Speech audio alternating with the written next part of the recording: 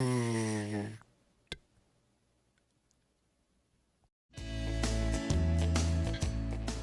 get an idea of what goes in and out, we bring in 100 tons of wood and we send out 100 tons of wood each day in one form or fashion.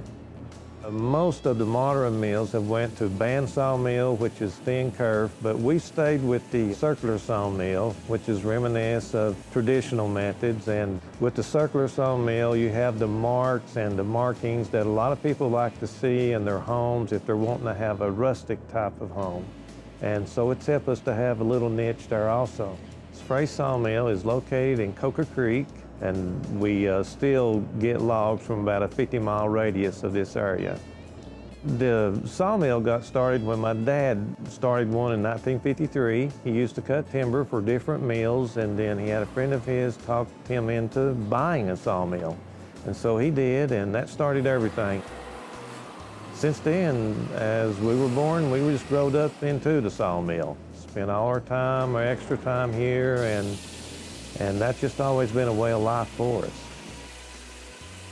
Using a circular sawmill is more traditional, and you have some things that you lose by doing that. You don't have the efficiency of a bandsaw mill, so that means you're going to be producing more wood waste. But we've been very fortunate as far as the wood waste.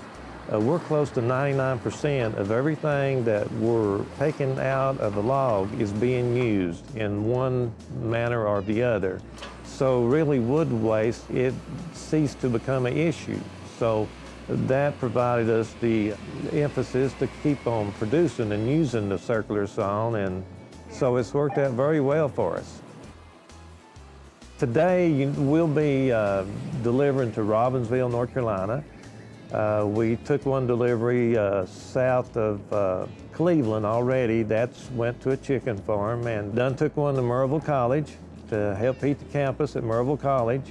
But we'll take them to chips, and they'll take the chips and put it in their boiler up there, and that heats the water. And then, of course, the water goes into steam, and that heats the campus at Maryville College. It saves so much off of the gas they would be using, the petroleum use, and I understand it's 1/3 the cost of what it would be to them if they were using the straight gas. We deal in hardwoods and softwoods. We have a lot of business that we do in the white pine market. White pine are used in the log home industry. We'll cut beams and cants and, of course, the logs for the log home building. The log home got started back in the 1990s. We're getting do-it-yourselfers that are getting interested in building their own log home. A lot of people will let someone who is more knowledgeable about it build it, and then they will go in and finish it themselves to try to save some money. And yes, we have seen a lot of interest in it. Well, I love making things, and there is something that is just well worth of a day to make things.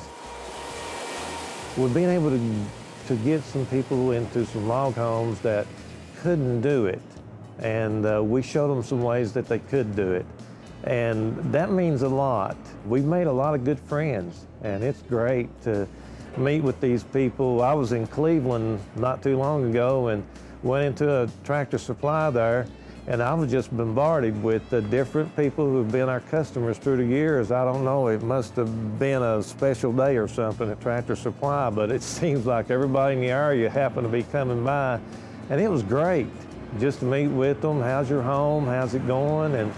And so we make friends, and there's no price on that. People come in and they'll, you know, there's songs written about my Tennessee log home. And so there is a history with that. And when we talk about any of our ancestors, if we talk about their dwelling, we're going to go straight to the log home topic.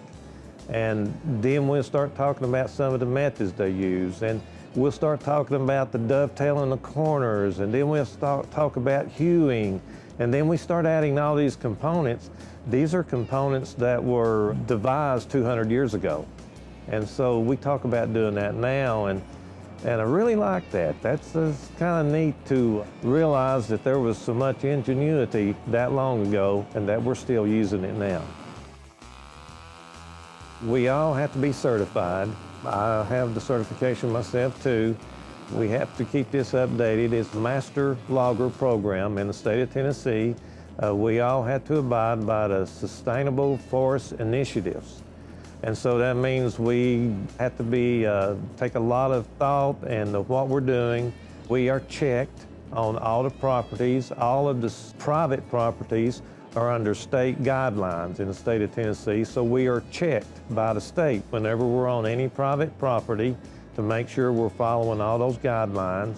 They will make sure that we're doing the logging technique properly and that we're doing everything that we're supposed to do to take care of the environment. Make sure you're not getting close to streams. Make sure that you're taking care of the wildlife by resowing the logging roads and just doing good management. I love it. We really appreciate being able to do that, and we appreciate being able to go to people's homes and say, well, we couldn't find this anywhere else, and we were able to find it at your place, and to be able to provide that for some people that you did things that they couldn't find anywhere. And there's a little bit of gratification in doing that.